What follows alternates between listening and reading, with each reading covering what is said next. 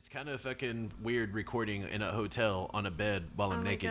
Oh my god, this is so luxurious. I feel like an Egyptian pharaoh or something. Just lavishing. Just on like the bed. luxuriating on this giant king-size bed with like my laptop and my microphone and my mixer and all these cords and wires and shit. So the reason I was trying to tell you to hurry up and pull out of the parking lot of the Exxon station was actually because I had just given birth to the hugest fucking turd I think I had ever laid forth upon the world. Is that why? In the bathroom at the Exxon. I tried flushing that fucker down like 3 times and it just wouldn't go. It kept trying to go down sideways. Oh, so did you actually clog it, or was it just like stuck? Like it was just clinging for dear life onto the edges of the bowl. It would not go down. It was the Golgotha. It was like, no, mama, don't give me up. I'll be good, I promise. You made it sound like you had flooded the bathroom. You were like, oh my god, I clogged the toilet, and then you were like, let's go, and I was like, no, what? Okay, but the water did get pretty high, and I started to get really nervous, so I didn't flush anymore. But literally, as soon as I walked out of the bathroom, as soon as I opened the door, there's this chick like standing there waiting, and I'm just like, all right, time to leave. Like, Run away. Go. Away. I was like, but I gotta go pee now. She just hid in shame in the van. I did. And then we almost died 5 highway. times. And we did. That was fucking scary that whole way, though. I'm glad that yeah. Texans just don't know how to fucking drive, man. Whenever there's water falling from the sky. Or any other time. Or when there's sky. Or when there's road. Yeah. Or when there's cars. Or a Texas. When the state of Texas exists, its drivers will not know how to properly drive. And then we tried to go do karaoke, but between like the rain and all of the karaoke venues. Dude, it took us 7 hours to do a 4-hour drive. God damn it, It literally took us 7 hours to get here. Well, it was fucking scary. Yeah, all of the fucking severe thunderstorms. So we celebrated by going to Walmart. Hey, I got fucking cinnamon life out of the deal. I'm fine with that. And we got those like fucking breakfast corn dogs. Man, I am going to fuck up those breakfast corn dogs. With the sausage. But the last time I was here, I came down here with Liz because she just had to see the beach because she, lived in Indiana most of her life. And there's like nothing out there but fucking corn and fucking cows sucking on each other's titties or whatever. But that's where Stranger Things is from, though. Look, they had to make up that story to make Indiana sound interesting, okay? They had a fucking secret Soviet mall with like some Lovecraftian shit. Nothing that cool has ever happened in Indiana, I promise you. But anyway, last time I was down here in Houston, it was me and Liz, and she doesn't fucking know how to drive to begin with. Well, I mean, she does. She's, okay. She gets very distracted by things on the side of the road. Not by things on the side of the road, by things in the vehicle, by things in her own mind. She's just a very distracted kind of person. Yeah. So anyway, and also she doesn't know how to fucking deal with roundabouts. And we ended up in this huge roundabout. Dude, they're not that difficult to figure out. They just suck. Okay? No, you just go around and then you get off of it wherever you need to get off. Yeah, but they suck. I hate them. I don't even drive and I know that. But anyway, we almost died. And then we went to the funerary museum. That was pretty cool. Was it what was the other place you went to? The oddities place that got burned down? Yeah, that like oddity shop or whatever. But yeah, there's some pretty cool stuff from Didn't that Houston. get burned down by like a fucking amateur sumo wrestler? What? Yeah, the fucking oddities place. Well, I didn't know that guy was an amateur sumo wrestler. I think he was an amateur sumo wrestler. No way. Yeah, someone was telling me. I can't remember who was telling me about that, but they were he like... had some, like, mental problems. Yeah, they were like, the dude that burned down, he fucking competed at the last fucking Tokyo Nights Fest or something. What? Yeah. It was fucking wild. God. I mean, Houston's got fucking everything. There's always some random ass shit going down in Houston. I know. Okay, so like if you're into hip hop, fucking Houston's got your fucking bag. I mean, that's where the Ghetto Boys are from. Last time that I was in Houston, I was in this band called Christianistan. I played drums in that band. We were like a D beat, fucking crusty, we didn't bathe. Anyway, so we went to this place in Houston, and it was like on the fucking corner. It was like on Wheeler, I think, and the corner of it was like this garage, and like to the south side of the garage was like this hippie house, and then on the fucking east side of the garage there was like this fucking punk house, and they all shared this like common backyard. It was like fucking huge, and so they had like a nude arcade. Like you had to be naked to actually go into the arcade.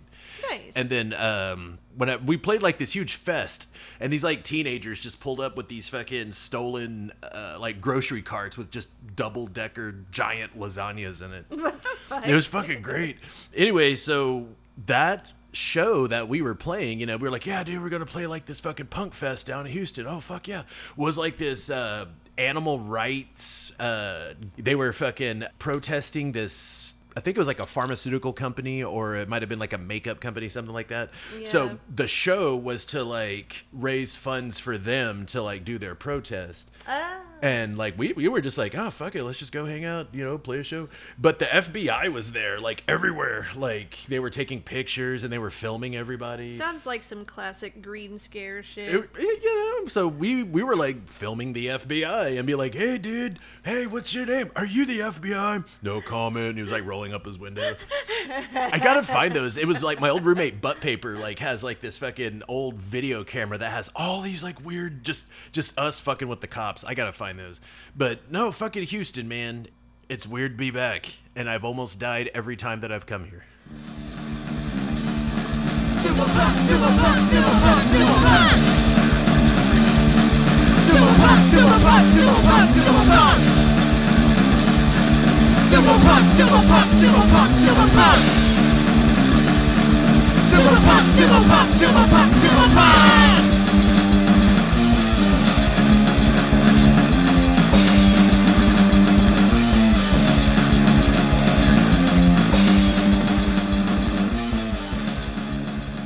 My name is Sabrina, and I'm a little disappointed that I didn't get to twerk in the Houston Walmart parking lot.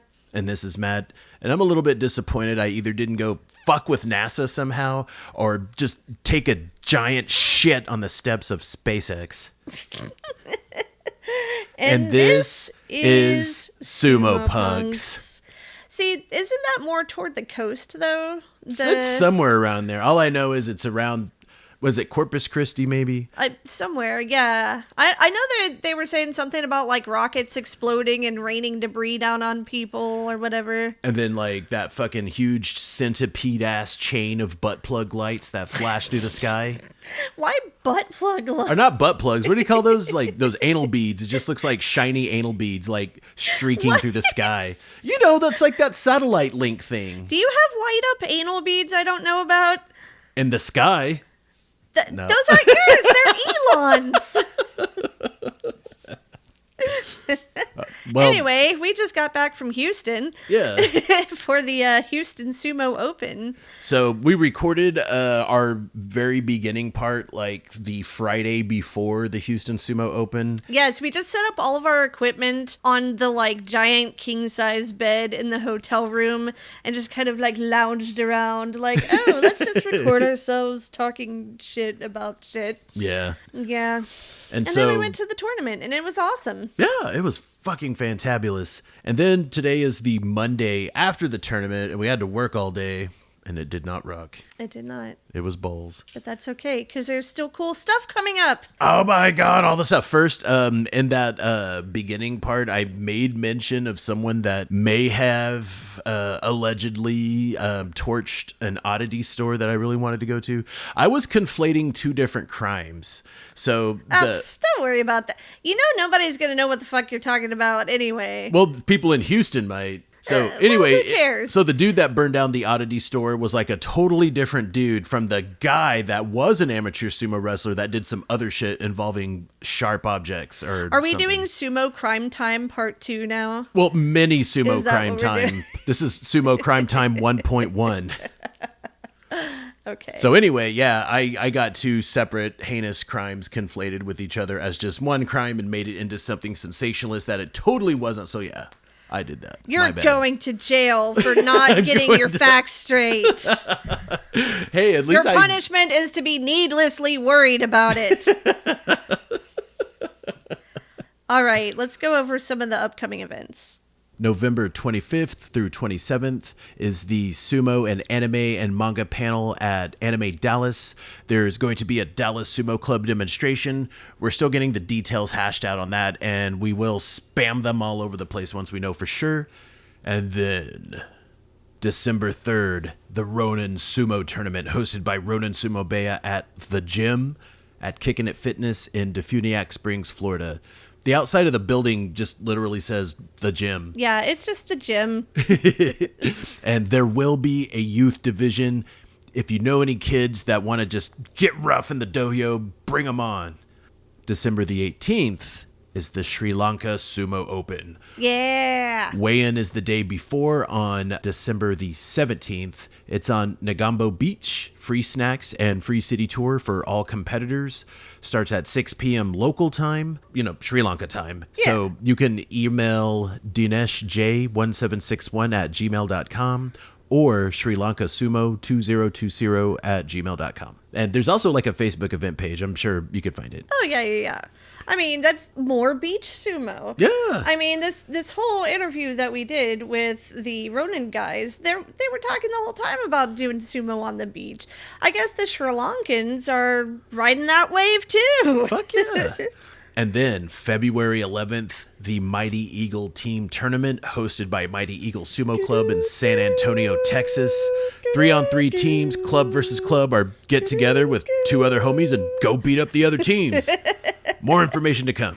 Don't they have their belt testing coming up in December too? December 11th at Victory Martial Arts. Oh. They're doing belt testing in the morning at 9. Then there's going to be an end of the year joint Daigeko, and I might try to make it down there because that's after the busy season. Hell yeah. Go to San Antonio. Hell yeah.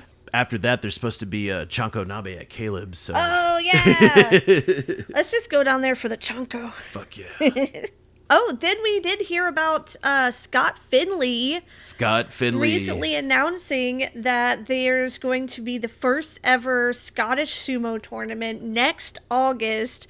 I know that's kind of a bit far away from right now, but yeah, we're super stoked about that, man. And that gives me something like tangible. So if I could get my freaking passport, then I could go to the fucking Scottish Sumo Open. Yeah, and then not catch the plague or anything on the way there.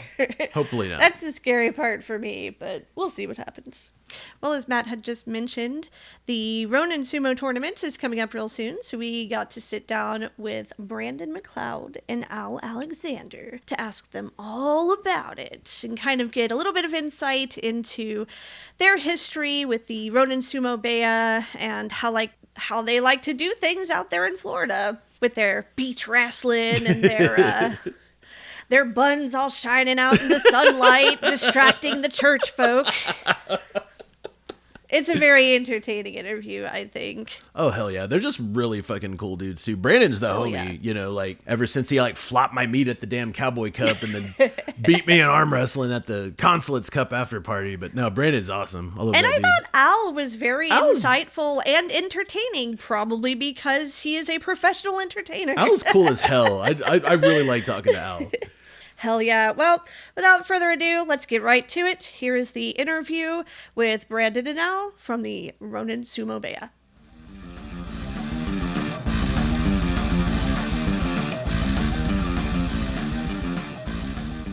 So is it the Florida Sumo Kyokai? Is that what the big organization at hand is, or are you guys just Ronin Sumo, or? Yeah, our club, Ronin Sumo Beya. The Florida Sumo Kyokai is something that I created to help promote sumo in Florida, help grow our numbers, try and make the wrestlers into stars. Hell yeah. And then I've also developed the Southern Sumo Kyokai, which is for the Southeast sumo wrestlers. So you got your Raijin Sumo, us, guys in Orlando. But yeah, any club that's going to pop up in the Southeast, we're going to promote them and try and make these guys into stars. Hell yeah. Hell yeah, dude. So are you the actual, oyakata of Ronin Sumo? Do you have any sort of leader positions at all, or is it more non-hierarchical? How does that work for you? It's more casual. Like Al handles a lot of the practices, so we let him coach, and then I'll coach when I can if I want to, help the young guys out, or if I see anything, I'll put my 2 cents in. But no real titles. Like Al calls me president of the club. Oh, Okay, well you're vice president and coach then.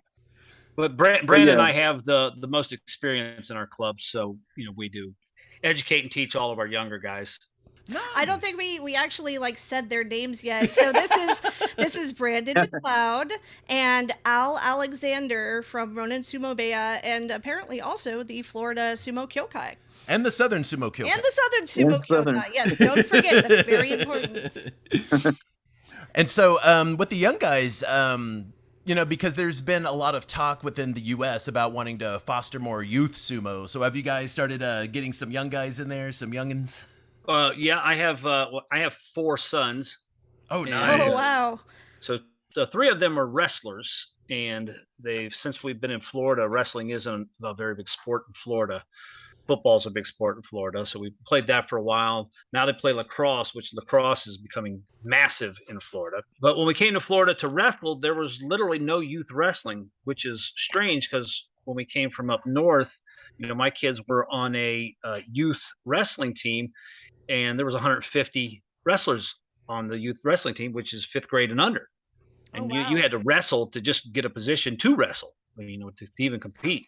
Yeah. So coming from there, we came down here, and there were 3 kids on the youth wrestling team. So we kind of passed on that and just started playing football.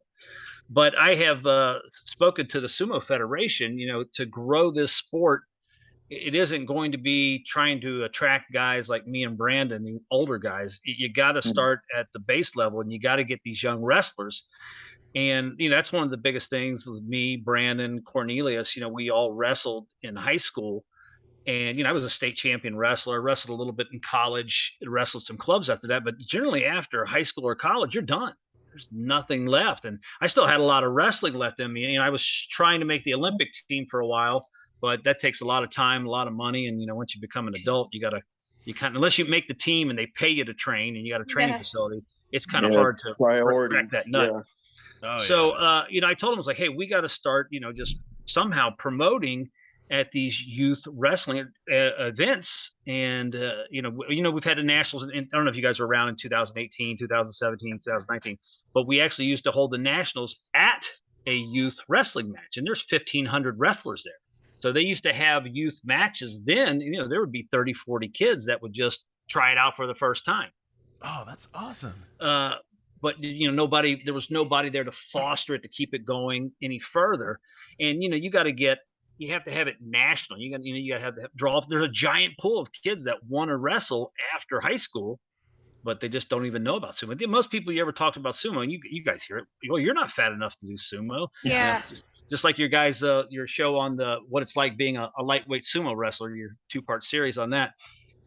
Nobody knows about it. Nobody even thinks about it. They think when Brandon and I talked, people come up and talk to Brandon and I on the beach. We practice on the beach. So people stop every day. They video, they what are you guys doing? And we're like, well, we're doing sumo. And we'll kind of go into, that we travel around the country competing. And they're like, well, you guys are too skinny to do sumo. And we're like, well, in the United States, we have weight classes. So Exactly. I think to get the word out there, we really need to start getting to these youth tournaments and just putting up flyers or talking to the coaches, and have the coaches talking to the guys like, hey, if you want to do something outside of wrestling season that still is going to help you with your wrestling, or when you're done with high school and you're not going to college or you're not going to the Olympics, there's wrestling out there, and there's high level. I mean, if you want to go to the worlds in sumo, you have a good chance.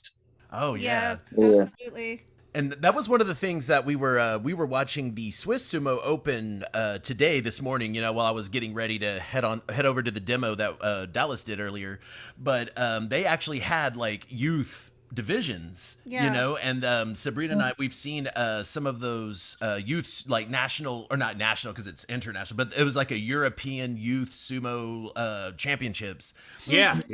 Yeah, and that was awesome, and it's just like seeing all of those kids, like, just know about just know the process. They were just going through the motions like the adults do, like they knew the sport, and it's just like, oh, that is so cool, because Yeah, when you watch those European events, and the first 2 hours are just youth. The first 2 hours of the tournament are just youth. I mean, their youth event is longer than our adult event. That's what I really want to see. Like if I could get there, because I really want to get good enough at sumo so I could start teaching the youth. I want to go back to the res and start teaching the kids that are in my tribe sumo, but I have to get good enough for that first. But I really, really, really want to get them good enough, and maybe we could start driving them to tournaments, flying them out to tournaments, to be like, knock the Norwegian kids down. Take them to Florida. Let them beat up the Florida kids. Why not? We may have something to say about that. Come on, just say, give it your best shot. They're pretty tough. So I think it's awesome that you guys are trying to get more younger people into sumo.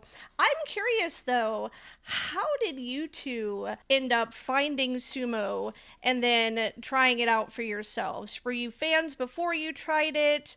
How did that whole process work? I'll let Brandon go first because I have a really interesting story. And it's pretty long-winded. So I will go after Brandon. Yeah, real quick. Yeah. How I got into sumo was, I'm a big fan of all wrestling styles around the world. So one day, well, first, back in high school, I used to watch it a little bit. It'd come on late night, ESPN, 2, 4 o'clock in the morning, whatever time it was. So that was like back when Akibono was champion. And so I always thought it was pretty cool. So fast forward about a year or so ago, probably about a year and a half now, I've been doing sumo. So I looked it up one day because it popped up in my YouTube feed. I was like, man, I wonder if there's sumo in Florida. And I'm thinking the chances of that is probably not, not real good because I was not aware of sumo in the United States. So I did a Google search for sumo in Florida, and the Florida Sumo Association popped up. So I reached out, emailed, and Cornelius called me back like, I don't know, it was probably within the hour or something. And he told me if I want to get started, they're getting ready for a national competition, so he'll probably be back the week after, or it might be another week after. They're going to take time off sometimes after tournaments to recover. So I said, okay, just let me know. So I tuned in, watched the nationals. Next day, I get a call from Cornelius, says, hey, you want to start this week? I said, yeah, let's do it. So he puts the mawashi on me. I had my first practice, and I was hooked right then and there. And man, fell in love with it. And then after my first competition, like I felt that fighting spirit, rising. And then it does it after every tournament, man. Like, and I feel like I get stronger after every tournament. So, but and that's the goal, to keep getting stronger, perfect my style of sumo, which I think I'm getting close to that. Yeah. So anyway, that's me.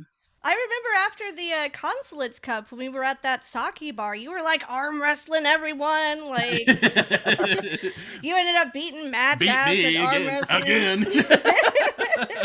Yeah, what'd you call me? Something about Sylvester Stallone, because we're talking about over the top. Yeah. Sylvester Stallone. Top roll. Got you with the top roll. All right, I was like, I'm not Italian. So what about you, Al? What is your sumo origin story? Okay, you guys got something to eat, something to drink, because it's going to be a while. All right, we're ready. Recline your chair. Yeah. So I've been in sumo since 2017. And like, you guys interview a lot of people and you talk to them. Just about everybody who comes to sumo came to sumo from something else, some type of martial art. I'm no different than that. We've discussed my wrestling background. And then I got into jiu-jitsu, which is, it's a lot of wrestling and jiu-jitsu. Most clubs kind of do a lot more on the mat rather than on their feet, but you still get to do some on your feet. Yeah. So while I was, I'm a purple belt in jiu-jitsu, and while I was at jiu-jitsu class, I was just kind of talking to people. I've always watched sumo as much as you can, especially since the internet has been showing it more and more and more. I was just talking to somebody. I was like, I would really like to start doing some sumo. Just casually mentioned it to somebody, And as I'm watching, months later, watching U.S. Open or U.S. Sumo Open and just other international sports, I happened to come across one of Cornelius's matches, and they're like, Cornelius from Florida. And I go to my wife and I go, holy cow, there's a guy in Florida doing sumo. I go, I'm going to try to get his telephone number and see, see where he's at in Florida. Florida's huge. If you guys have never been here, I've been a there are few parts. times. There are It's parts of big, Florida not as that are big as 20 Texas, hours though. away from here. So, so it's a long stay, like Texas, it's just a long way. So literally after I get done saying to my wife, my phone rings and I pick up the phone. I go, yeah, hello. And the guy on the other line goes, hello, my name is Cornelius Booker. And I understand you want to do sumo. And I'm like, so my mind blows. And I'm like, I go, what, how your phone's always listening to you. And I'm like, how in the hell did this guy get that information that I want to do sumo that quickly? I just couldn't figure it out. I go to him, I literally just said your name out loud 5 minutes ago. I go, Wow. what's going on? And he goes, a guy named Mike about 6 months ago contacted me and said you were interested in sumo. And Mike was a guy from my dojo where I do jujitsu. So 6 months earlier, he had told him, and it was at that time that Cornelius just picked to call me. So just like a cosmic coincidence. It's unbelievable. I mean, it's unbelievable. I just couldn't believe it. I'm like, I was going to throw my phone in the garbage because I'm like, how could my phone be listening to me that much? I mean, that's scared me. But Corn lives about an hour away from me, so we would meet about halfway. And we started practicing on the beach, and then sometimes we get cold here in Florida, so we started practicing in the jiu-jitsu club, and did my first competition in 2017 at the Nationals. And of course, being the old new guy at the Nationals, of course, I get bottom seed, so I have to face the reigning champion. My very first match in sumo, and I'm like, great. And of course, it's Andrew. Andrew was the 2016 champion. I'm like, wow, this is awesome. But fortunately, I beat Andrew that first match, and then so my next match is, guess what? My teammate Cornelius. And I'm like, this just stinks. But fortunately, I beat Cornelius. Nice. And they went on. Ended up losing to Trent and Justin Kizzard. I ended up finishing third in the Nationals, and won a few open classes. And then I got in a bad car wreck at the end of 2018. I haven't been worth a shit since then. Oh man.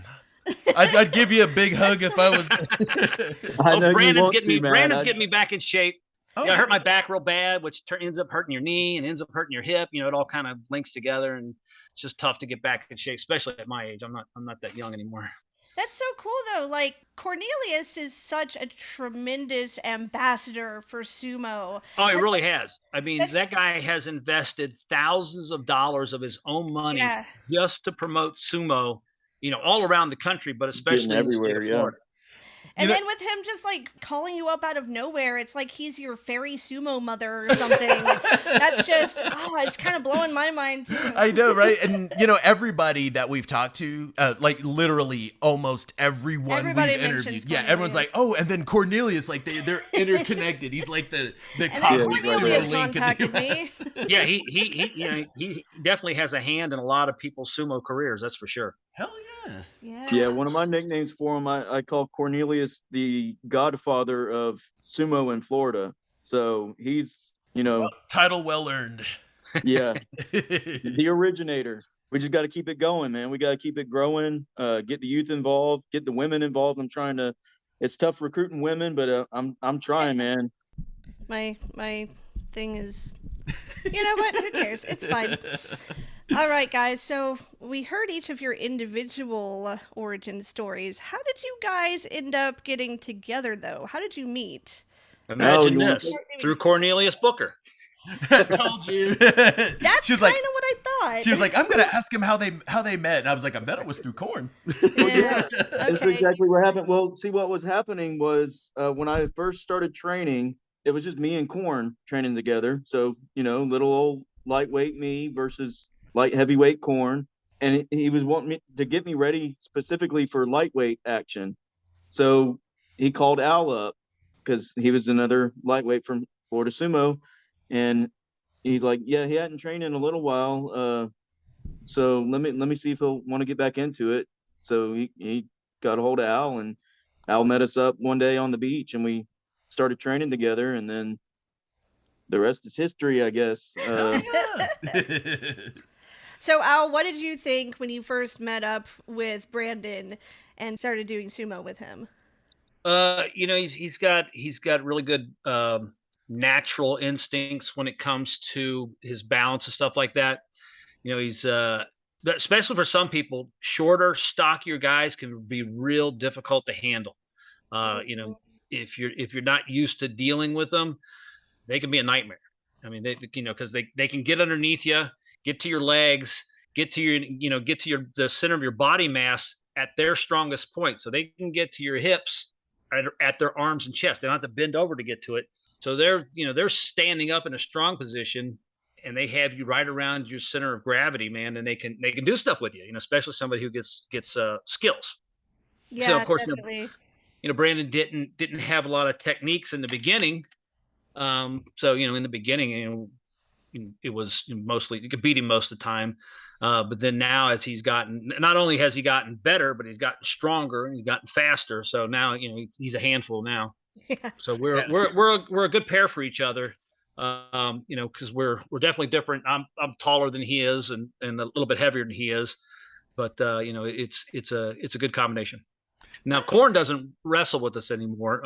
We haven't seen a year and a half, I guess it's been since we've wrestled with Corn. He travels like 5-6 hours to go practice, which is too far for me to practice, man. I like sumo, just not that much. Yeah, he goes down to Orlando every month. So one of the reasons we wanted to form our club was, well, shoot, it's just us anyway. So let's just form a club. You got to start somewhere.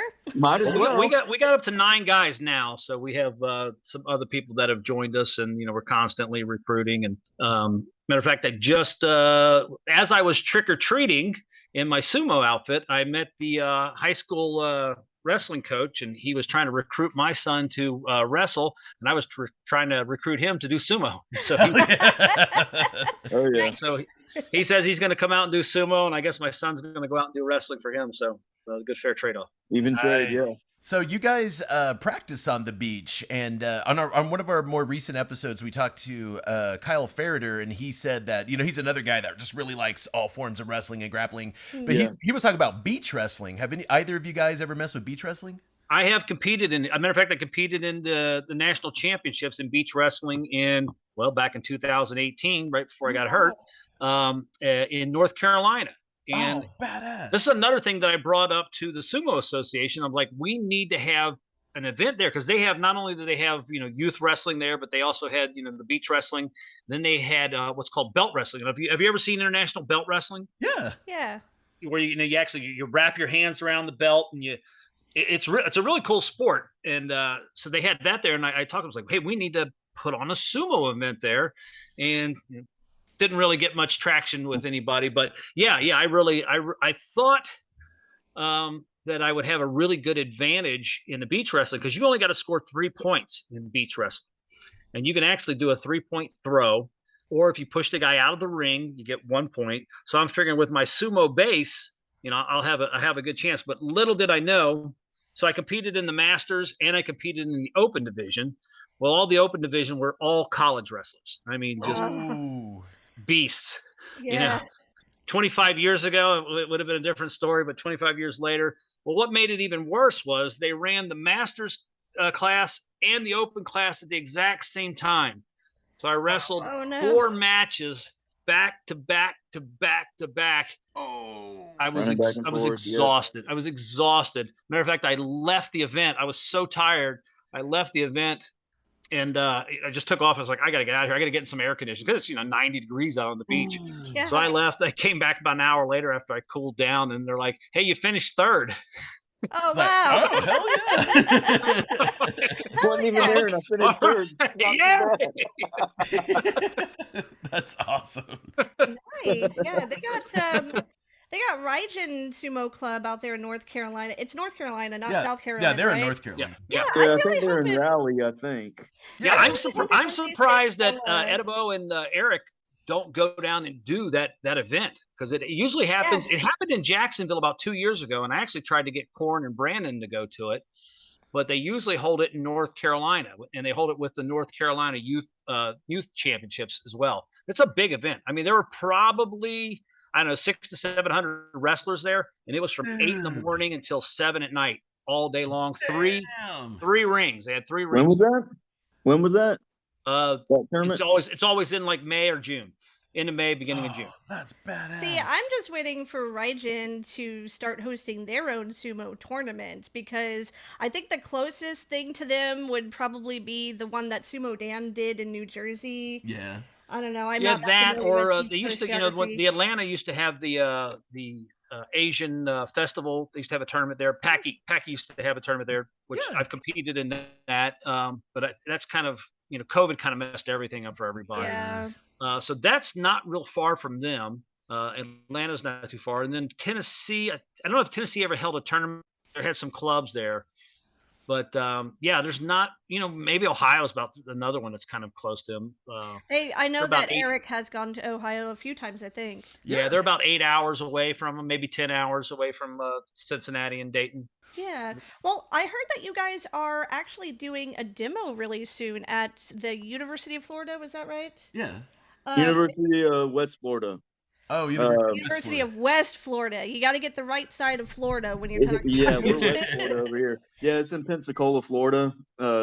It's the International Affairs Building, and they work with Japan, so they do a lot of different events going on, and so they have their Japan Culture Day on November 13th, and yeah, we're gonna go up there and do a demo.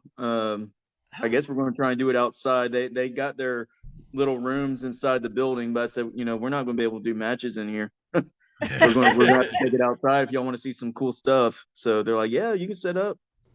Just find a good spot. So, and then I'm going to hand out, flyers for our tournament that we got coming up in December. Hell yeah. Ronin Sumo Tournament.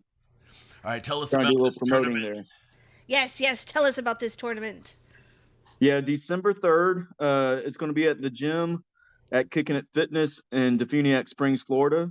And the place is just called The Gym, right? Yeah. I mean, that's what I call it, and a lot of people call it that. It's what it says on the outside of the place. It just says The Gym. Okay. Yeah, it just says The Gym. But I think their official name is at the gym at Kicking It Fitness. So it started out as a cardio kickboxing place, and then they started evolving and adding a gym. So, and now they got a jiu-jitsu and MMA team there. There's USA Boxing is there now, and pretty soon there will be sumo there. Hell yeah. Oh, dude. Awesome. So is it, you said that there's going to be youth divisions? Yeah, that's the plan right now. We got, of course, Al's sons are going to be in that division. Iron Mountain Sumo will have Ben is going to be coming down. Nice. Really? Oh, that's awesome. Yeah. Oh, yeah. So we'll have 3 or 4 guys at least, the 13 to 17-year-old range. Yeah, another guy named Eli from our club maybe coming. Yeah. Oh, yeah. What I'm going to do is, besides the first 2 third medals, I plan on doing for open weight, male and female. I'm going to have a plaque. That'll say Ronin open weight champion. And then also I'm going to have for the open weight division also, male and female, I'm going to have, the 3 prizes, the Sancho, the technique prize, fighting spirit prize, and outstanding performance prize. So, and then for the youth, I'm going to have, a couple of those. And then I'm adding, like best attitude and fighting most spirit. Improved. Yeah. Hell yeah. So. Hell yeah, dude. There should be more prizes like that for sumo tournaments, I think. Like, cutest Mawashi or... best hair. That would yeah, be... best hair. Best hey, hair. Al, tennis guys in the room. Yeah, tennis guys. Brandon and I, because we train on the beach, we're always have a, kind of an all-over tan when we compete. But here, I don't know if this will come up. Let me see if the camera will pick this up. Oh, I see it. Yeah. You see that? I mean, can you see that? That's where we practice. Oh, are you nice. wearing It was hoodies? like 50 degrees that Yeah, morning. it was about 60 degrees. That's how big sissies we are. No, I'm like that too. It's if it's like under 70, the hoodie comes out. Whatever. It was like 50 degrees last night, and you were walking around in shorts. Well, I was in a you hoodie were proud and shorts. of yourself walking around in shorts. Well, it was 50, but also it was the wind. You know, Yeah, the Yeah. wind was very biting. It was coming out of the north, so it was a little bit rough. But man, I just always constantly tell Brandon, it's like, just look at what we're doing. I mean, we're literally doing something that nobody else in the world most likely is doing. We're practicing sumo on a beautiful beach, and how many people could say that? I mean, sometimes you have to step back, because we take it very serious, the religious part of sumo, the Shinto religion. So we try to, and it's kind of almost a religious experience for me every time we do it, because we do it on Sunday. We practice Sunday morning. Yeah. And kind of another interesting story is where we hold our religious ceremony and have sumo practice. There's also a beach service for a church. Oh, wow. So they'll have a couple hundred people. Well, their service is basically right behind us from the beach. So I was at my physical therapist, and she was asking, what are you doing lately for exercise? Like I'm like, well, sumo. I do sumo still. And she goes, are you the guys that practice on the beach? And I'm like, yeah. She goes, the lady there, she goes, yeah, that's where I go to church at. She goes, we can't pay any attention to the church because you guys bare bottoms. We're converting them to Shinto. Oh, that's Look awesome. at those hands. Those muscles. So what's it like doing suriashi or just doing, basic sumo movements like God. on sand? Well, I can't even imagine Suriashi. It's very strengthening because, as you're sliding your feet, you're pushing a mound of sand. Oh, So as we're doing Suriashi, Hard to get a grip. So you're focusing really hard. Your Butsukari is kind of rough. You can't slide with Butsukari, so you just kind of walk it back. But we with the Suriashi and we doing hops and large hops, we're constantly dragging our feet through the sand, which I feel builds a lot of strength and helps us build balance. I was about to say is because with sometimes some really loose sand, you just kind of have to plop around. But I mean, if you're trying to do very deliberate, precise sumo movements, that's got to take a lot. That sounds incredibly strenuous. Do you guys ever try to get into the water and do shit? No, we get in the water after practice because most of the time it's 90 degrees or more. So by the time we're done, we're ready to jump in the ocean. Yeah, we jump right in there, cool off, and usually while I'm in there, I try and get in my chigoshi, your sumo stance, and I try to balance myself in the water, use the water as training also. I bet that would be a good way to kind of train your balance when you have the waves just crashing into you all the time, I don't know why I'd never thought of that before, because we've talked to other people who've done training on the beach, but that does sound like a pretty smart thing to do, doesn't it? I mean, I do when I go swimming, just in the swimming pool, I do chugoshi and try to see how long I could hold my shiko underwater. But it's on a beach though, in the actual ocean with waves, that's man, no wonder you're so strong, damn it. Yeah. I fought this dude beat through me like a freaking sack of potatoes. The first time that we fought, I was not expecting. I was boa constricted my arm and then just boom. What was that at the Cowboy Cup? Yeah. Yeah, Cowboy Cup. Cup. Just got Sakui. Oh man, I don't know if I want to remember the Cowboy Cup. It was brutal out there. It was a brutal experience. Dude, yeah. 107 degrees in the shade. Yeah. I'm glad I wasn't there. That would have been too much for me. And the Consulate's Cup was very much nicer. We had shade, and then the air wasn't as stifling. I mean, it was still South Texas in the summer. It was very humid. Yeah. It was very humid. It was, but it kind of felt a little bit more tolerable than the Cowboy Cup environment. So yeah. Yeah, the guys that run FitCon were we're sorry, next time we swear it'll be indoors. Yeah, got to do it indoor, man. In the summertime, in the southeast or in the south. Yeah. Just in general, so. Well, I had told Brandon when he left, I'm like, you'll probably have an advantage over most of the guys because you're used to training in direct sunlight in the heat. 100 degrees humidity. I don't know if you noticed, but if you remember that tournament, he got stronger as the tournament went on. Yeah. I remember. It was I remember. in the open weight. I was like, man, this kid's fucking nuts. All right, so you guys, I think you had mentioned you have 9 members currently. Was that right? Yes. So, what kinds of techniques do you try to teach each other if you don't have really a hierarchy or a leader for the group? What kind of training do you typically like to do with the other group members, especially if Well, someone's new? What would you teach them? we really follow Tom Zabel's book. I mean, we it's kind of our Bible. We add some other stuff in. Coming from wrestling, like there's I don't and Brandon knows the Japanese names better than I do, but what's called a Russian in wrestling, it's actually has what is it called in Japanese, Brandon? Totari. Tatari. Oh, the So Totari. there are a lot of moves that I know, how to do from wrestling that Brandon actually knows them in Japanese, but we follow the book. So we use Tom Zabel's book, we use my knowledge of Brandon's knowledge of wrestling, but believe it or not, we incorporate a lot of jujitsu moves Oh, nice. into our we do I especially me, I do a lot of arm bars, arm locks, elbow locks, to move people with throws. And so we kind of embrace all three martial arts. Hell yeah.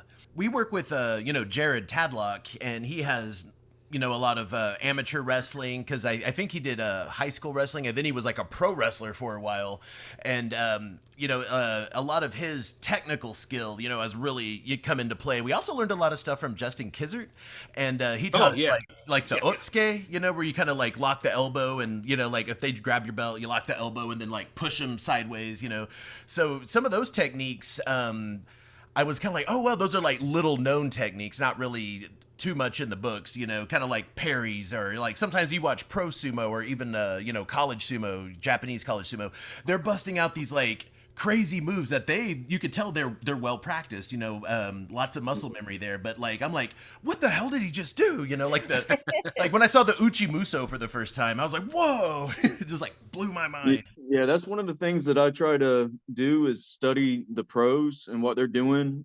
And one guy in particular that I kind of model myself after, but it's maybe not trying so hard to model myself after. It just kind of comes naturally. Like we're kind of similar, is Midori Fuji.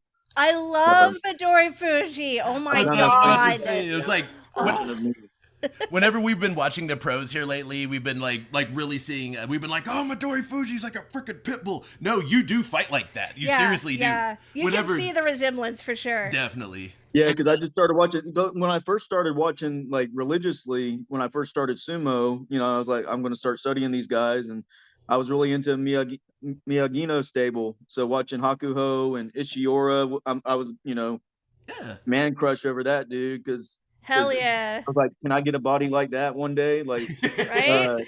Enho, so impressed with his skills. Hell yeah. And then after Hakuho retired, I started, keeping an eye on other guys too, like Terutsu Yoshi, and of course Midori Fuji is in the same stable. So started watching him. I was like, man, I'm kind of similar to him, really. So let me keep an eye on this guy more, and see what he's doing. Whatever's working for him is probably going to work for me. That's it. Brandon, you're the American pit bull now. That's your new sumo nickname. So we got Midori Fuji. He's the Japanese pit bull. You're the American pit bull. There you go. You're welcome. Thanks.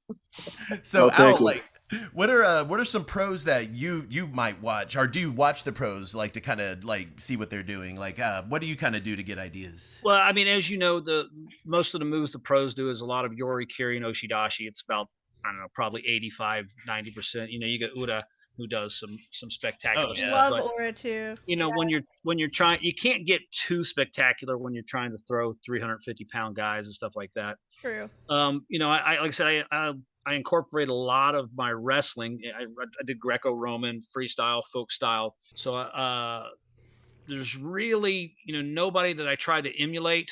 But there are people that that I kind of admire. Everybody, Chiyono Fuji. But I also I use a lot of Tochinoshin's kind of style. Even though he's kind of a power mover, I like to go left hand low, and then right hand to control the right side. You like the Taruna Fuji arm locks, is what you like. Yeah. I do. Yeah, know that lock those arms up. Yeah, what is it? What's the double wrist lock, Brandon? The Kimadashi. Oh yeah, that's the version of it. But yeah, you lock at the elbow. Yeah, and Yeah, you like when crank somebody on gets that. 2 hands on my belt, I go in there for that Kimadashi, or I'll get that elbow inside and crank it almost like a Kimura. You'll do a single arm When they one, when they yeah. got If you when they can't got a get hand on my back or on my belt, I'll reach in there and get it right at that elbow and try to Kimura them. And guess what? They tend to want to move the way you want them to go Oh once you've got a yeah. Kimura on them. yeah. So, question for both of you guys. Whenever you guys practice with your club members, I mean, do you guys have more like lightweights? Do you guys have a couple heavyweights? Yeah, what's the Literally weight just about distribution in Ronin Sumo Beya? we're almost all lightweights. We only got It's not one. very diverse. We only got one guy that weighs over 200 pounds in our club. Yeah. So you guys get the frenetic, fast, lightweight pace. That's badass. Yeah. We got them. So some of our guys are 14 years old, and we got a 15-year-old, and a 21-year-old, and another 14-year-old, and a 35-year-old, another 35-year-old.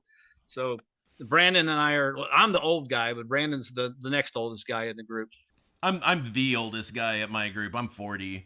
I think like Corey's. You're just a young punk. You young sumo, Sumo Punx, you. you young sumo punk. You. Stop bragging. Oh, I have to know though. Like, there's been a little bit of controversy. There's been a little bit of controversy. Easy for you to say. lately, regarding how you wear the mawashi. Do you go traditional or do you wear shorts underneath it? How do you like to wear the mawashi? I used to go traditional, but now I like a looser mawashi, and just to avoid any accidents, I like to wear the shorts underneath. That way, I don't have to worry about how loose I tie it. I don't have anything hanging out or anything like that. So, it makes me feel more comfortable. And I've been to some tournaments where some guys wear a loose mawashi that shouldn't have been wearing a loose mawashi, or hold on. Oh, shit. crap. Oh no. Crap. Oh, God. All right, guys, give us just a second. He's been all day on his feet. Difficulty. God, I'm sorry. Funny thing is, this happened to him during the last interview too. You got to hydrate after that training outside, man. Oh, Yeah. I did. You done training, drink that water. Oh, my leg. What did he get a cramp? Yeah. Oh, Walk it off. Doing it again. Hey, find that bug while you're at it and stomp on it. Come on, brother. I believe in you. Oh, God. sounds like a murder's going on in the background back there. Oh, I'm gonna murder that palmetto bug. Oh, it's doing it again. Oh, why? You got to keep this in. Well, do you guys have any tips for how to avoid that? for cramping? Yeah. Well, obviously stretching. Yeah. Well, hydration is not the only answer.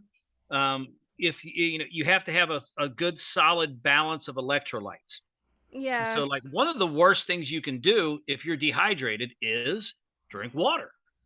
Really? Yeah, because water does, unless you're drinking like spring Well, water, a lot of water, yeah. you're not balancing your electrolytes, because your body works on electric signals, and sodium, potassium, magnesium, those all control your electric signals. And what he's happening is he's having a short in his electric signals to that muscle, and it's telling it to contract, not to contract, contract, not to contract. So he's it's cramping up on him. So if you're Gatorade is really good for anti-cramping. You can get a mineral supplement, which will prevent you from cramping and stuff like that. But a lot of people, especially if you're drinking distilled water, which has no minerals in it whatsoever. Well, I don't know if he drinks the distilled water, but I drink a lot of distilled water just because I have it around all the time for my plants. For example, my next door neighbor, was getting dehydrated during the summertime. So she kept drinking more water, she thought more water was the answer, and actually more in the hospital, because she became severely dehydrated. Because the more water you drink, the more electrolytes you'll actually expel. So you're flushing all your salts out, which, like I say, drinking water is about the worst thing you can do if you're cramping up. peeing out all the electrolytes. Yes. You know, I actually heard once that you can make electrolyte water by mixing salt, sugar, and lemon juice together. Yes. Is yeah? Yeah. Yep. Okay, so I didn't just like make that up in my own head. That's a thing that you can actually do. Sounds right. Yep. Awesome. Okay, because I've tried it a few times. It's actually pretty delicious, I think, anyway. Not bad. Yeah, try to explain to somebody when they're dehydrated that the best thing they can do is eat a cracker. They'll look at you like you're crazy.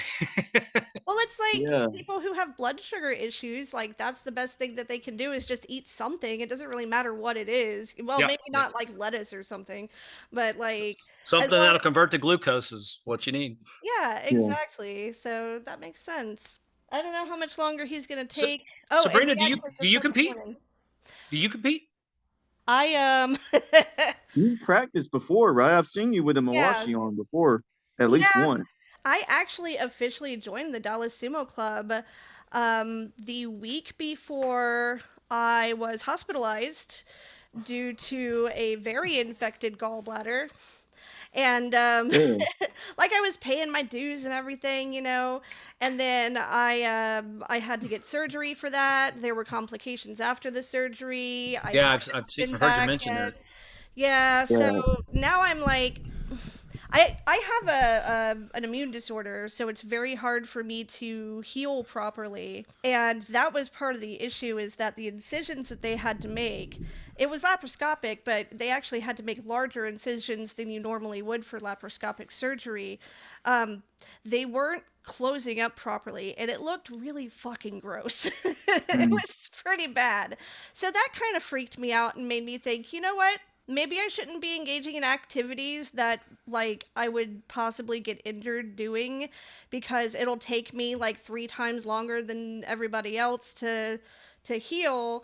I still want to do it, but at the same time, I'm kind of struggling with myself as to whether I want to like put myself in a position where that could be a possibility. Right. One of the things Yeah, I I tell understand. a lot of newcomers is the sumo workout is just a great workout. It's low impact. Yeah. So I always invite people who are like, oh, I never wrestled. I'm kind of scared. I'm like, don't come out and wrestle. Just come out and do because our workout is about an hour and 15 minutes long. And Yeah. by the time you're done with that, you've had a great exercise. And then just sit back and enjoy the matches. So, but like I talked about before, we kind of definitely adhered to the Shinto religion. Mhm. And I always tell these guys this, we're on the beach together. This is camaraderie, a brotherhood. If we had some women, it would be even better. But it's just a brotherhood, and we laugh, giggle, joke, make fun of each other. And It's just even without the competitive part of it, it's just a fun thing to do and stay in shape. yeah, part of the reason Yeah. why I joined was because I saw that it was kind of slow going, trying to get more women into sumo. And so I was like, well, I'm a woman. I'm really into sumo. I have a whole podcast about it. Why don't I start doing it? And then I started like kind of actually training and stuff. And then that's when I had this medical issue. But She's got good shikos. that's true. My Chicos are better than his. But Hell yeah. I do still want to go to the Keikos and I want to like, do the exercises and stuff because it is a good workout. I just don't, I'm still deciding whether I want to actually do the combat part of it. Right, You know what I right. mean? So Right. that's where I am right now, kind of on the fence. We'll see what happens. I'm too busy with work to think about that right now anyway. Yeah. Busy season. Yeah. Matt, I got a question for you. What's up? You had mentioned that you were going to go back and teach some of On the youth, and I believe you used the word reservation, right? Yeah. On the res, you actually said Oh res. yeah, on the res. Now, Res, isn't res. there an actual indigenous form of wrestling? Oh yeah, there's each different tribe kind of has like its own tradition with that. And there's not really like anything like codified, anything that's it's just kind of like just kind of passed down, from like dads and uncles, to sons and nephews. And, then girls get in on it too. A lot of that stuff comes in handy in events like stickball. You know, so people that Stickball is basically wrestling with sticks and balls. pretty much. That's it. Yeah, it's pretty brutal, you know. So a lot of you kind of have to have a little bit of technique to get somebody off of you, you know, and to know how to do it quickly and effectively to carry the little ball on the stick, you know. But it's a lot of the wrestling traditions are. I would say it's much more in use for actual kind of combat. So, I mean, there's, you know, like, oh, you pin the guy for, you know, like 3 seconds or whatever, you know, those kinds of rules. But most of the time, it's kind of like, how would you get someone off a horse? How would you, you know, grapple Right. someone down? How would you be able to take their weapon? You know, it's kind of like practical combat skill kind of stuff. You remember just a couple days ago for Indigenous Day, the Google, you know, the little Google thing was a stick.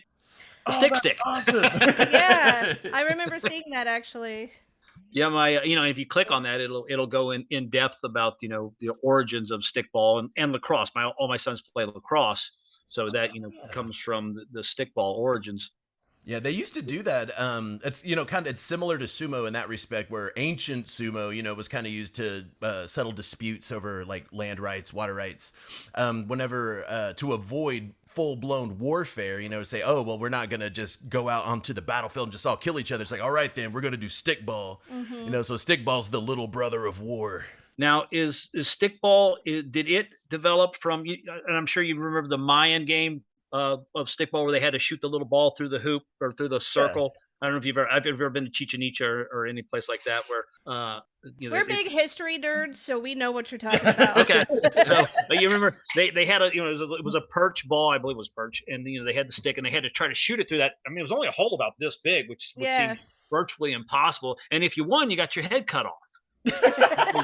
That was your reward for the winner, was to you know, to be decapitated. And Keep rolling the matches. I'm glad I suck at this game. So, and it came from the Choctaw, and the Choctaw were originally from like around Mississippi.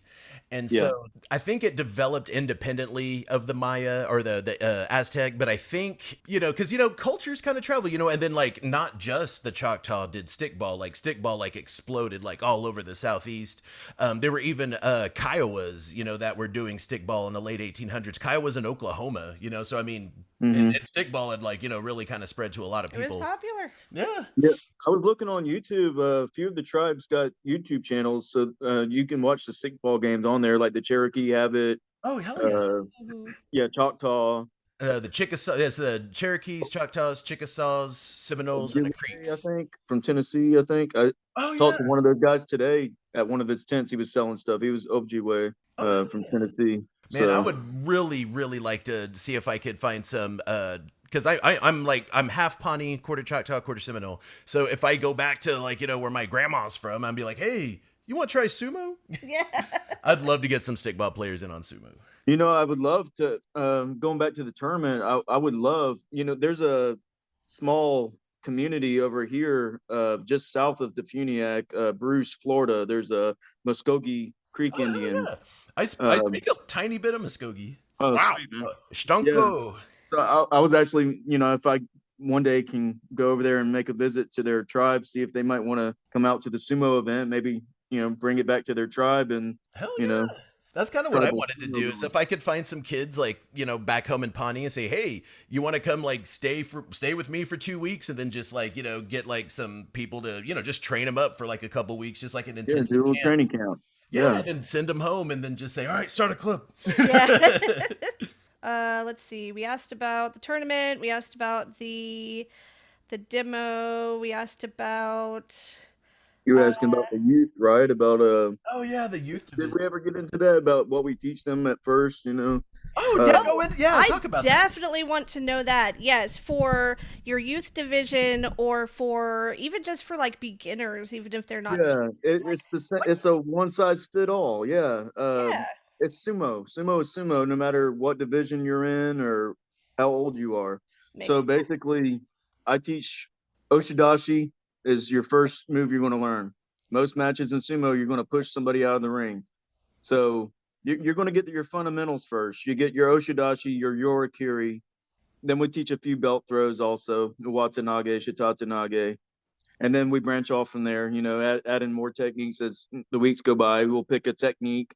Al will go look in Tom's book, pick out a technique he wants to practice. We'll drill it, and then we try to work that into matches. So if you can get it, don't That's try a and great way force to do it, but it. if it comes up, and a lot of the times it does. Yeah. I think one of the last moves we trained was Waridashi, the upper arm force out or push out. So Yeah, one of the things that like I found like really helped like for me like personally was whenever we started training at the Arlington School of Self-Defense, one of the martial arts instructors, I think he's like an MMA guy, but he had us do like pushing only and then like belt only. And then it really forces you to, come up with a lot of creative stuff on the fly. I really felt like that like helped me out like intensively. Yeah, But, that's a really good idea, actually. yeah, we talked Well, to Al, one day we actually trained. We didn't even put our Mawashis on. It was middle of the day. We're like, hey, let's meet up on the beach and train. Hot as hell. Let's don't even put on the Mawashis. Let's just do Oshi Sumo. So we were out there, threw our hose down on the sand, just wearing our shorts and push, pull, throw. it really forces you to work on those fundamentals. One of the things we stress with the new guys is that all the things that we do before we actually start drilling or doing matches is things that you will actually need to do in a match. So Shikos, Yeah. absolutely have to, this is create your balance, this creates your leg strength. Somebody's trying to, because they're going to be trying to throw you left or right. Well, you need that strength to be able to fight back. Suriachi is probably one of the biggest fundamental exercises that we can do, is fighting those feet. Utsukari is, and so everything we do here, somebody to the edge, you do little hops to walk them out. I mean, so I was like, this just exercise. You're practicing sumo right now. Right now, you're practicing sumo. I gotta stress that, especially with one, they don't want to warm ups. They don't want to stretch. They want to get right into the heat of it. I'm like, we're in the heat of it right now. You're practicing the move. So that's one of the things that I always try to anybody that's brand is this part here, this first half is extremely important. Now, when we get to matches, just learn. So have you had a lot of experiences like that where people have come to try it out and maybe it was really not what they were expecting, or I guess what I'm trying to ask is like, have you had any bad experiences with people that have come to your club to try sumo?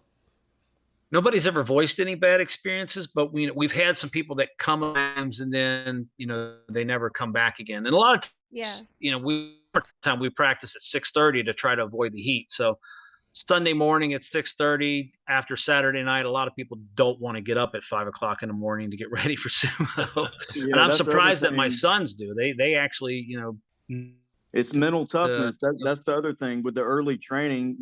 Like Al said, it's to beat the heat, but also it's a great test of your mental toughness. If you can get up, while it's still dark outside and head to your sumo training, you really want it.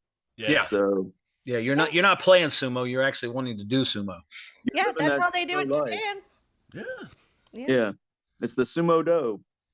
Yeah, Brandon and I just had a really cool mini camp just last week where we kind of did that thing.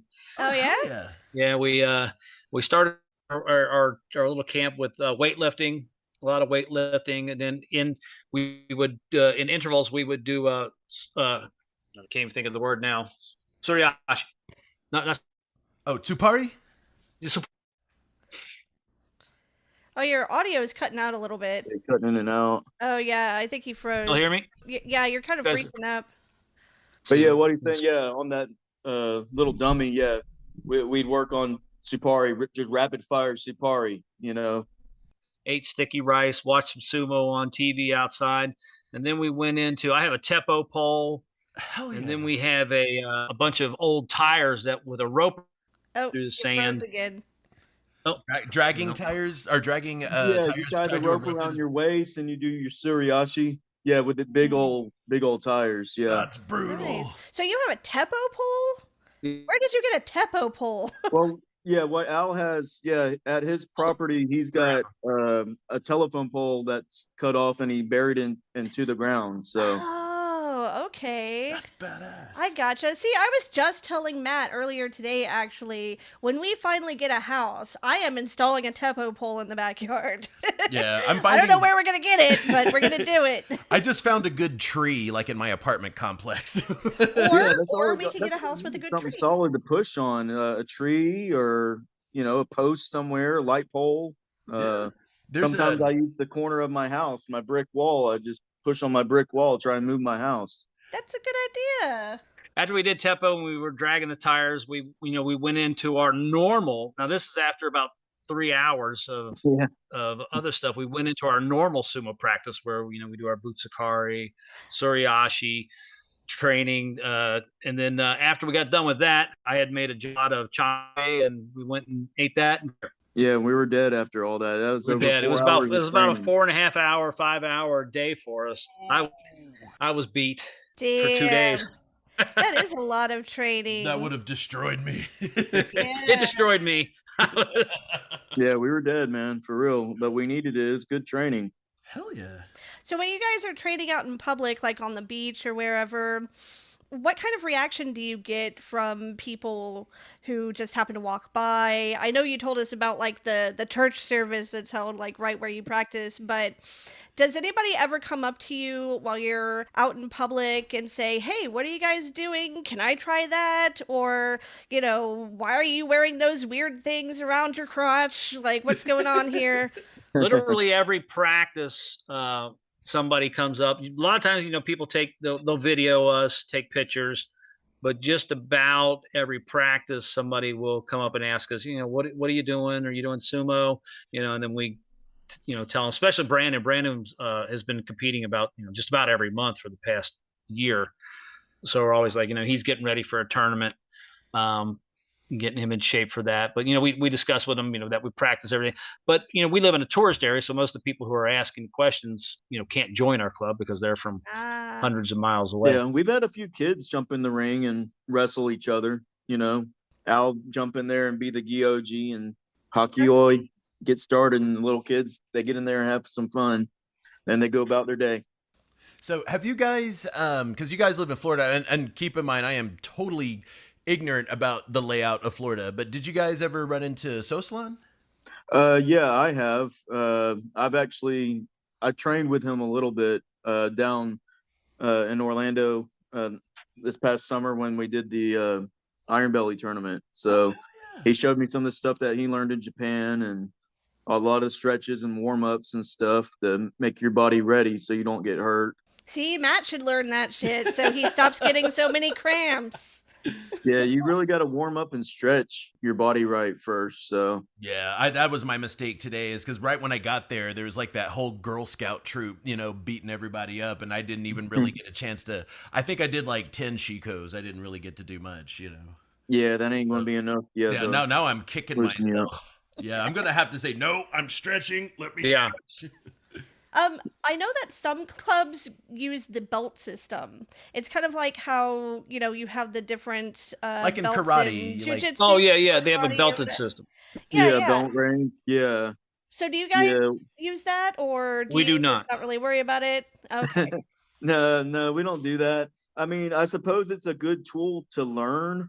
It forces you to learn the terminology and techniques and everything, which is a good thing. But I mean, really, a belt color is meaningless. So your rank is whatever your name is or whatever. Like you got your Yokozuna rank. And I mean, we don't do that. I mean, that's something that I think would be cool to bring something back like that. Like in the old days, when the Japanese immigrants came to Hawaii and the West Coast, they had their own local Yokozunas, like, their villages would have their champions, and you can go and face another village and all that. They have the Keisho Mawashis, I've seen pictures, yeah.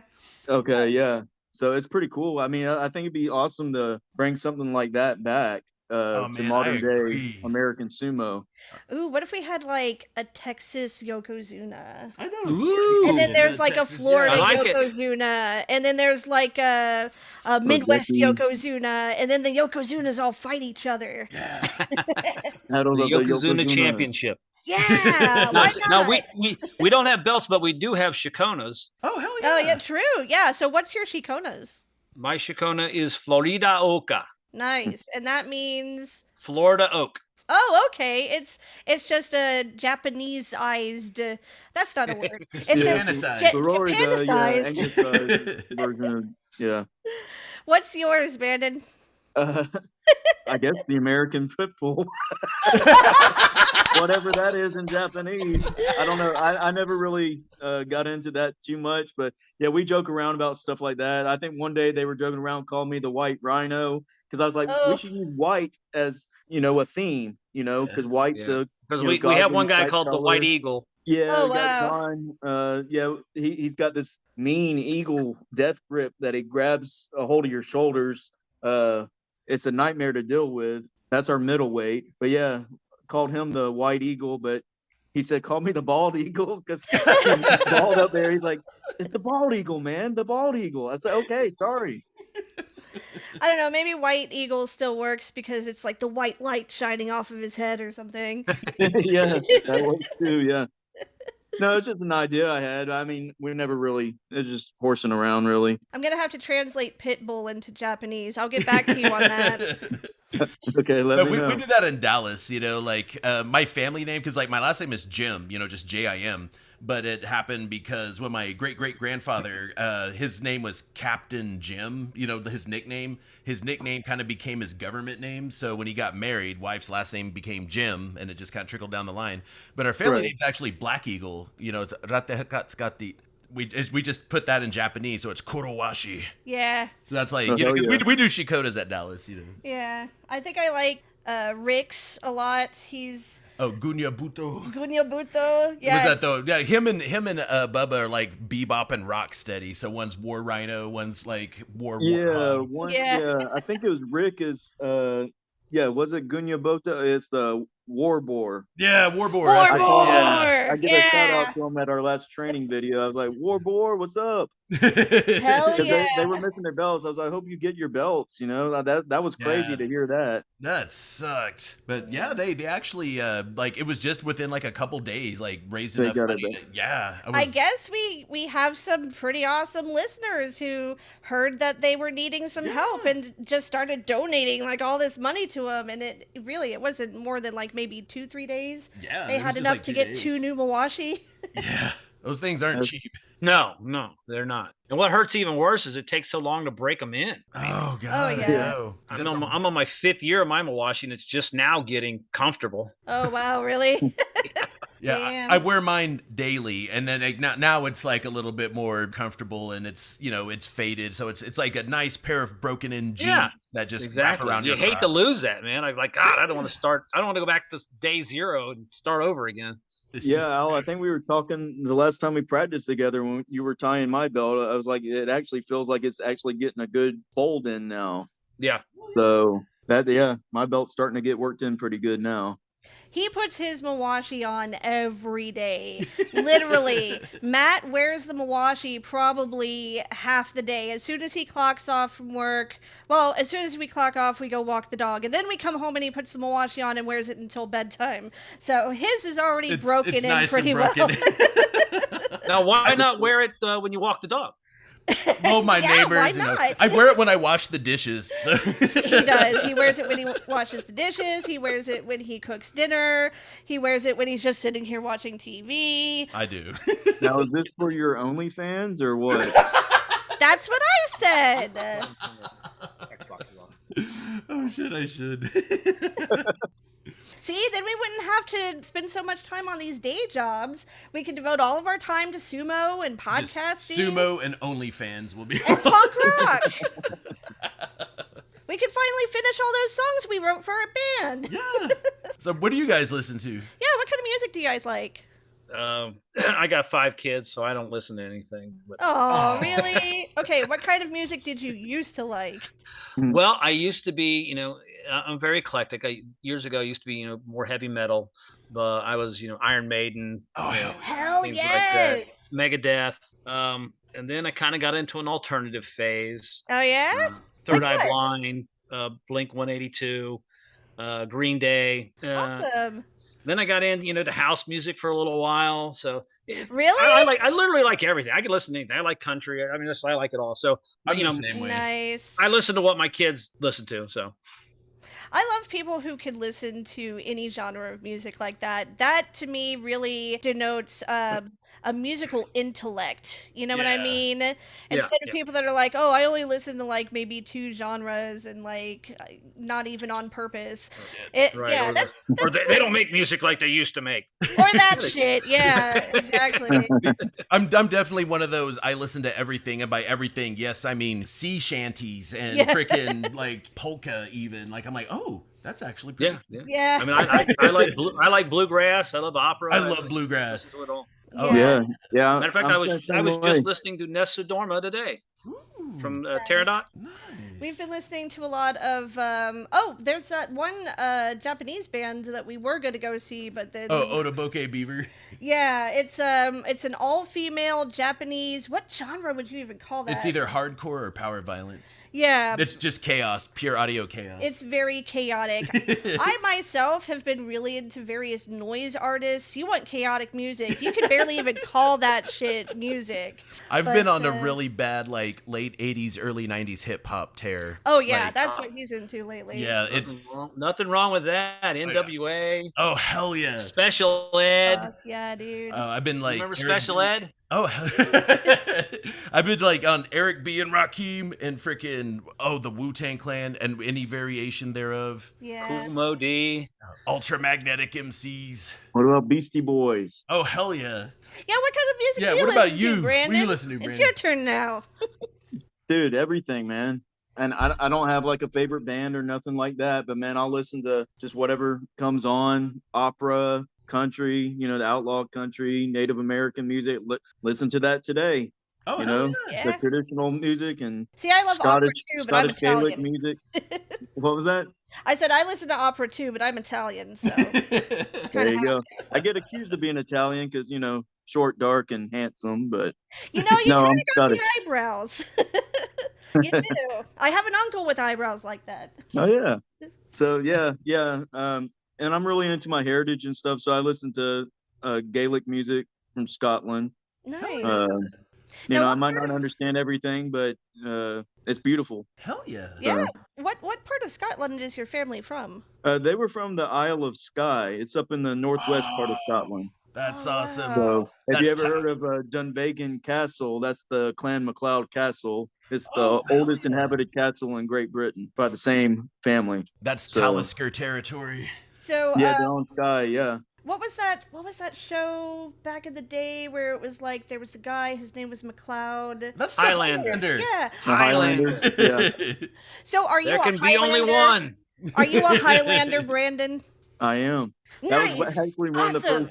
first nicknames that Eric Sykes would call me that too. So The I was like, Highlander.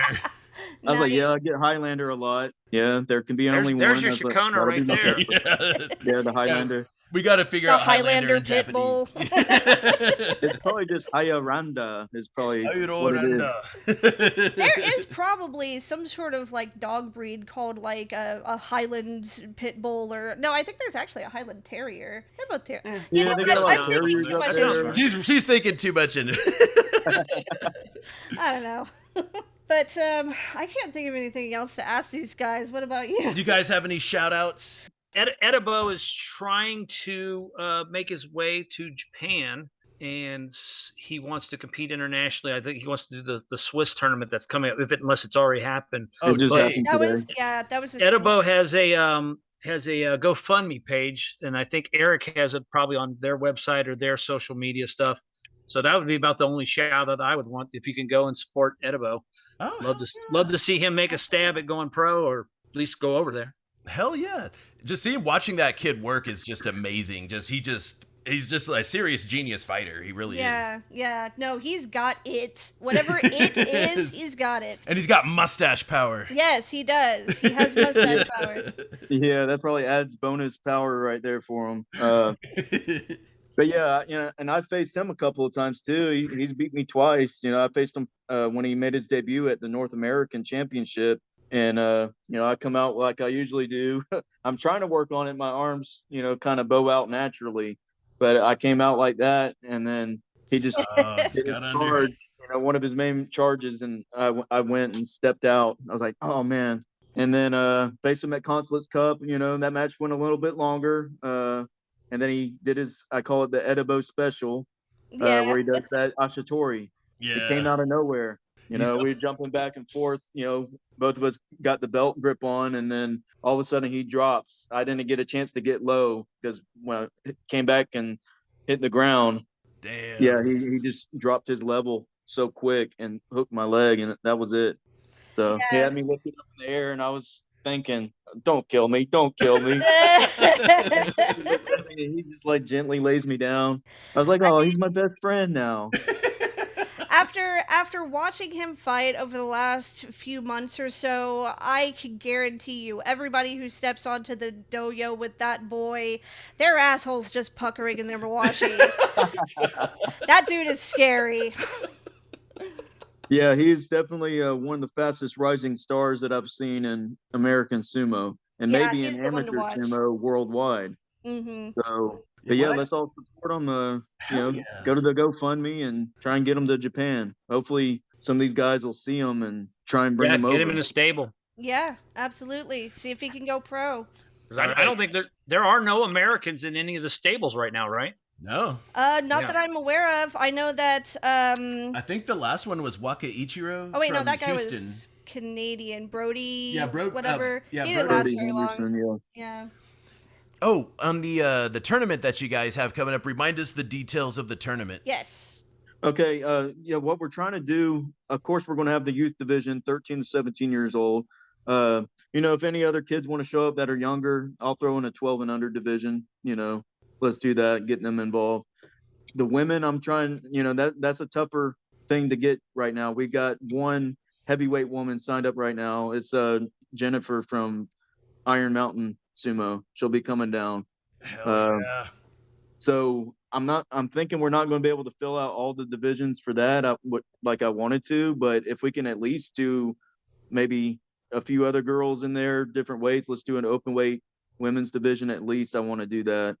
And then we're going to try and, we should have at least 3 of the men's divisions at least.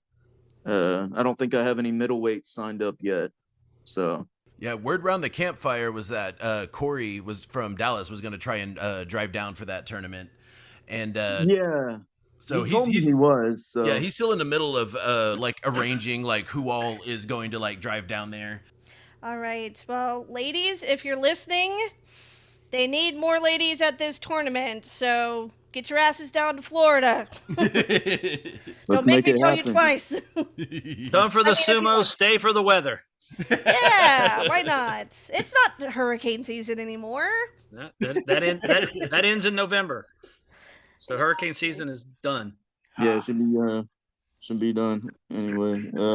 But yeah, and then of course we'll have the men's open weight, which will be exciting. We got some few of the top guys in this country coming. So hell yeah. Which I'm going to make the announcement for our second competitor. Of course, we got Angel De La Torre was the first one I announced the other day. Second one I'm going to announce tomorrow on Instagram. Hell so. Yeah. Awesome. Oh, we don't get like a little preview of who that's gonna be. I'll tell you after we cut the feed. Okay. Okay. I'll give you all the scoop. Yeah. Well, where can people find you guys online? What's your email, your Instagram, your Facebook, your Twitter, all that stuff? Yeah, everything's at Ronin Sumo. Facebook, Instagram, Twitter. I just did YouTube actually. They just allowed us to put a handle the other day. I don't know if it works yet or not, but that's at Ronin Sumo. Hell yeah. So, and that's where we're going to be live streaming the tournament on our YouTube channel. So you guys are going to live stream that? Yeah. Hell that's the plan. I think Jake from Grand Sumo Breakdown offered his voice for the tournament. So he's not able to travel, but he'll try and do what he did this past summer and do like you did, the remote announcing. Yeah, for the Iron Belly. Yeah, that was super fun actually. Yeah. I loved being able to actually do commentary on a tournament from my living room. Yeah, can't get no better than that, huh? Hell yeah. All right, guys. Thank you so much, Al, Thanks Brandon. for having us. You're the best. I had a great fucking time. What about you? I did, and I'm so sorry about my cramp. I'm sorry. No, that was great, man. It was pretty that was funny, entertaining.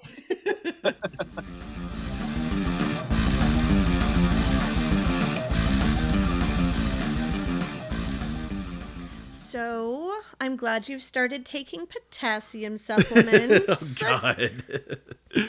But also, I really hope that Brandon starts using the nickname that I gave him. Oh, the American Pit The Bull. American Pit Bull. The American Staffordshire Terrier, or whatever the hell it's called. That's a different breed, though. Nuh-uh, that's what they call pit bulls to avoid calling them pit bulls, so people don't get scared. No, it's a different breed. They have like they're a little bit smaller, have shorter legs, shorter arms. Whatever. You're one of those pit bull haters. I am not either. You just want to euthanize all pit bulls. No, how Brandon, dare you? Watch out. Matt's coming for you. Dare you? No, Lies, I love bastardry. pigs. Anyway, yeah, that was an awesome interview. And also, I think this is the first time anybody has told us that they actually use Tom Zabel's book Hell yeah, that's for awesome. training purposes. Like, it's the sumo Bible, basically. Pretty much, especially for the English-speaking sumo world, you know, to just get an idea of, you know, the etiquette, the ritual, the techniques, especially the techniques. And that's what I thought was way cool. There's like, I think he does have all 82 Kimarite or however many they have now. Yeah, he has like all the Kimarite in there with illustrations, you know, and instructions to, you know, tell you how to do this. And so, picking out different moves to try, different Kimarite. That's fucking awesome. Just drilling them. I bet that a lot of other clubs probably use that book as well. It just, nobody's ever mentioned it to us before. Yeah. So I was pretty happy to hear that. Yeah. I'm a big fan of the book myself. Hell yeah. Besides that, you guys know where to find us. You can get on all them social meds and put in the Sumo Punx with an X. Except on the Twitter because it's Punk Sumo because I fucked up the Twitter. so says the legend in the before times in the long, long ago. We got a Redbubble too, so We do. We have a Redbubble shop with some t-shirt designs, also sticker designs, also pretty much whatever fucking product you want. And if you want to get a shower curtain, Like a Hakuho shower curtain. you know, I was just thinking that exact Hakuho in battle armor. Either that or Gagamaru on the drums shower curtain. Yeah, Gagamaru on the drums shower curtain. I need a new shower curtain now. You know, we do need a new shower curtain. Anyway, so yeah. If you don't have the money to buy anything, that's fine. You can always give us a rating on whatever the podcast platform is that you're listening to us on. Yeah, 5 vandalize it. stars. 5 stars. If you're inclined. That's pretty much it. Until next time. Bye. Bye.